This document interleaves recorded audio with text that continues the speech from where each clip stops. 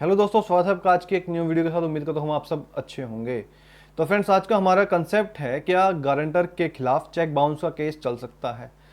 अभी तक हमने काफ़ी 138 की वीडियोस अपलोड की गई हैं, आप उसको प्लेलिस्ट में जाकर चेक कर सकते हैं। तो आज का हमारा जो मेन कंसेप्ट है वो उनके लिए है कि अगर कोई भी 138 के केस में अगर गारंटर बने हैं, किसी एग्रीमेंट के लेके गारंटर बने हैं, तो उनके साथ क्या सिचुएशन क्रिएट हो सकती है। तो आमतौर पर अगर हम बात करें कि जो व्यापारिक या प्रोफेशनल लेन देन होता है और लोन के लेन देन में एक गारंटर होता है जो कि ये गारंटी देता है कि अगर उधार लेने वाला व्यक्ति अगर भुगतान करने में फेल हो जाता है, यानी कि जिसने उधार लिया है अगर वो पेमेंट नहीं कर पाता है, तो जो गारंटर है उस अमाउंट का भुगतान करेगा।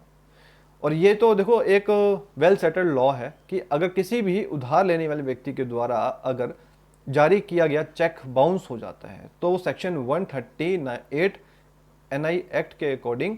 उसके लिए लाइबल होगा। हालांकि अगर गारंटर जो है अगर उसके द्वारा जारी किया गया जो चेक है बाउंस हो जाता है तो क्या होगा, ठीक है। तो क्या ऐसे गारंटर पर 138 का एनआई एक्ट का केस चलेगा, क्या उसके लिए वो लाइबल होगा या नहीं होगा। तो आज की इस वीडियो में हम सब देखने वाले हैं। तो अगर चैनल पे नए हैं, चैनल को सब्सक्राइब कीजिए ताकि इसी तरह की इंपॉर्टेंट अपडेट्स आपको भी टाइम टू टाइम मिलते रही, जो भी फ्यूचर में व्लॉग्स अपलोड किए जाएंगे। तो सुप्रीम कोर्ट का के सामने इसमें ये वाला जो इशू है कब आया, उसको एक आपको केस लॉ की हेल्प से समझेंगे और क्या सवाल था। तो सुप्रीम कोर्ट के सामने ये जो केस था वो ये था कि आईसीडीएस लिमिटेड वर्सेस बीना शबीर का केस था,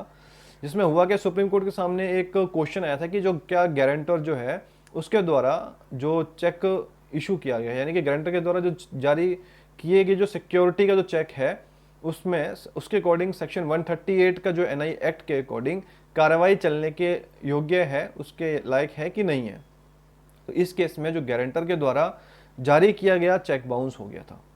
तो इस केस में केरला हाई कोर्ट ने सेक्शन 138 के अकॉर्डिंग प्रोविजन पर चर्चा ये डिस्कस करने के बाद कहा था कि जब गारंटर के द्वारा सिक्योरिटी के रूप में एक चेक दिया जाता है तो एनआई एक्ट के सेक्शन 138 के अकॉर्डिंग कोई भी कंप्लेंट नहीं चल सकती, क्योंकि अगर कोई भी चेक सिक्योरिटी के रूप में जारी किया जाता है तो उसे तुरंत पैसे के भुगतान के लिए नहीं कहा जा सकता, बिकॉज वो तो एज ए सिक्योरिटी दिया हुआ है। उसने जो गारंटर ने एज ए सिक्योरिटी के लिए जमा किया है, अगर वो चेक बाउंस हो गया तो उसको तुरंत पैसे के भुगतान के लिए नहीं किया जा सकता, ऐसा कहना था केरला हाई कोर्ट का। उसके बाद जब उसको सुप्रीम कोर्ट में अपील की गई तो सुप्रीम कोर्ट में इस केस में केरला हाई कोर्ट के फैसले को बिल्कुल पलटते हुए कहा कि जहां चेक बाउंस होता है उन सभी केसों में सेक्शन 138 एनआई एक्ट जो है उस पर प्रोविजन लागू होगा और उस प्रोविजन के अकॉर्डिंग जो चेक का जो ड्रॉयर है वो लाइबल होगा। यानी कि किसी भी केस में जो आपका डेट है या लाइबिलिटी है, लोन है, उसके लिए अगर जारी किया गया जो चेक है अगर बाउंस हो जाता है तो चेक बाउंस का केस चलेगा ही चलेगा। आप ये कह के नहीं बच सकते कि I am the only guarantor in this case and I can't be liable for that, ऐसा कुछ नहीं है। अगर किसी गारंटर ने भी सिक्योरिटी के लिए चेक दिया हुआ है और वो भी बाउंस हो गया तो उस पे भी, यानी कि गारंटर के अगेंस्ट भी सेक्शन 138 ऑफ एनआई एक्ट का जो भी अप्रोप्रिएट आपका जुरिडिक्शन में कोर्ट है वहां पे उस पर प्रोसीडिंग्स चलेगी। तो देखो इस डिसीजन से ये तो बिल्कुल साफ हो जाता है कि चेक बाउंस के मामले में कोई भी व्यक्ति अपने बचाव में, अपने डिफेंस में ये नहीं कह सकता कि वो सिर्फ एक गारंटर था और उस पर चेक बाउंस का केस नहीं चलना चाहिए। तो इसीलिए ये तो बहुत बिल्कुल क्लियर डिसीजन है सुप्रीम कोर्ट का, जो कि ICDS limited versus Shabir Kaur के केस में ऐसा कहा गया था। आईसीडीएस लिमिटेड वर्सेस बनाम बीना शबीर में कि जो केस है 138 का वो एक गारंटर के अगेंस्ट भी चल सकता है। तो इसमें जो सुप्रीम कोर्ट का जो फैसला था जो अगस्त 2002 में आया था, लेकिन फिर भी इस मुद्दे को लेकर लोगों में आज भी बहुत जागरूकता नहीं है, वो इस चीज़ से अवेयर नहीं होते हैं कि। और हमारे पास कई बार ऐसे क्लाइंट भी आते हैं जो कि कहते हैं कि वो तो लेन देन में बस गारंटर थे, तो फिर क्यों सामने वाले पार्टी के द्वारा उनके अगेंस्ट चेक बाउंस का केस कर दिया गया। तो कुछ लोग तो मतलब बिना लीगल एडवाइस के ही कोर्ट में जाकर गारंटर के रूप में सब कुछ कबूल कर लेते हैं कि भाई हम तो इसमें गारंटर थे और क्या क्या इसमें सिचुएशंस थी, किस किस केस में गारंटर बने थे, ठीक है। तो बिना ये जाने कि उन्हें इस बात के लिए सजा भी हो सकती है। और किसी भी बिजनेस के लिए लेन देन के मामले में हो चाहे, या फिर हम बात करें कि लोन के अगर ट्रांसैक्शन के बारे में हो, गारंटर बनने से पहले और सिक्योरिटी के रूप में अपना चेक देने से पहले आपको 1000 बार सोच लेना चाहिए। क्योंकि जिस व्यक्ति की अगर आप असल में देनदारी बनती है, यानी कि जिसकी लायबिलिटी बनती है, जिसका ये देना था, अगर वो व्यक्ति पैसा भुगतान नहीं करता है ना, तो सामने वाली पार्टी जो है वो आपके सिक्योरिटी को, चेक को, यानी कि जो आपने जो चेक है सिक्योरिटी के रूप में दिया था, उसको बैंक में प्रेजेंट करेगी। अब वो अमाउंट वो कितना भी हो सकता है, सपोज कि आपने जो गारंटी दी है वो लाखों में हो,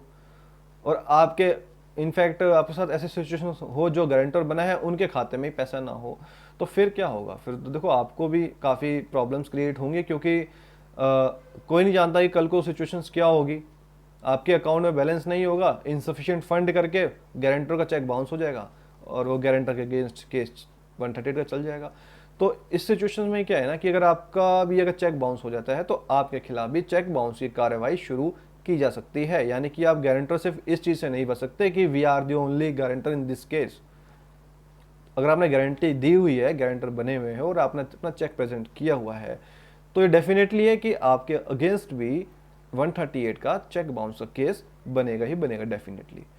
तो दोस्तों ये था आज का वीडियो, जिसको सोचा कि अगर कोई भी जो गारंटर बनने जाते हैं किसी भी केस में या किसी भी लोन के मामलों में या जनरली बिजनेस में जो ट्रांजैक्शंस होती रहती हैं उसमें भी गारंटर बनते हैं, तो नेक्स्ट टाइम कोई भी गारंटर बनने से पहले आप सोच लीजिएगा 1000 बार, ताकि ऐसा ना हो कि आपको वो, और स्पेशली जब आप security by way of cheque रखते हैं